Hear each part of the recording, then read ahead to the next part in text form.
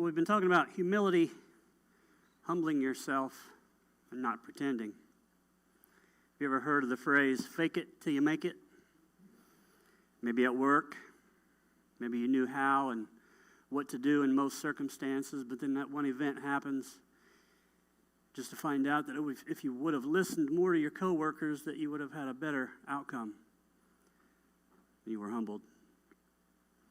Maybe at home, you said something or did something, and your wife or even one of your kids says, "Dad, you shouldn't have said that. That wasn't very nice." And you were humbled. What about at church?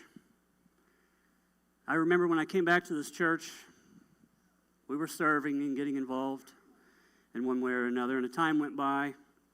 Pastor Ronnie and I had a conversation about church leadership. And he said that he wanted to see if I wanted to become one of the deacons in the church.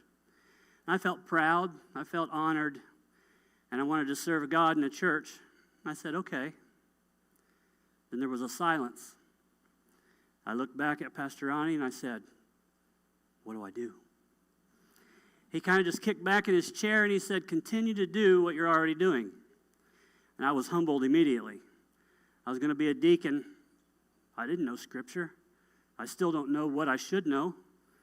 How do I serve others when at times my life is a mess? And how can I even go in front of a church and speak? A humble person is someone that's modest view of his own importance, doesn't brag or boast, and is aware of their limitations. And at that time, I was very aware of my limitations.